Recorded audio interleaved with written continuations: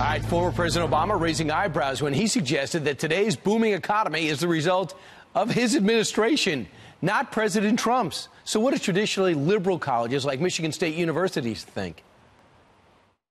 What are your thoughts on that comment?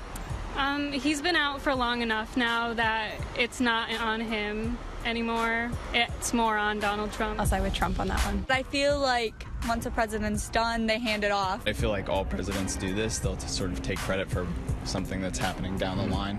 Wow, back in session, surprising answers. Campus Reform's Cabot Phillips joins us now. We interviewed those MSU students. Cabot, are you surprised? I'm not surprised to a certain extent. I think a lot of young people are looking at what's coming at them from class. They're looking at what's from the media about how President Trump's election is going to mean the end of the world. It's going to mean Armageddon. Millions of people will die.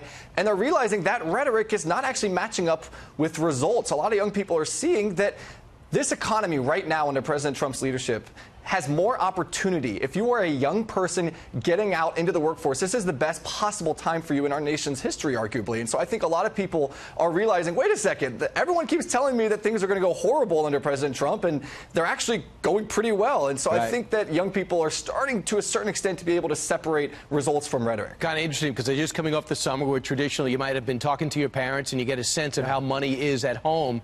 You also ask them about Trump, how he's doing. Let's listen. I think when you're in the role as President of the United States, you're supposed to bring people together, not polarize them. And the way he goes about conducting his business, I don't agree with. But overall, I think he's going to do some good things. I think he should stay off Twitter. I'm glad to see that he's trying to bring stuff in-house and make it healthier in the long term. So, somewhat mixed, correct?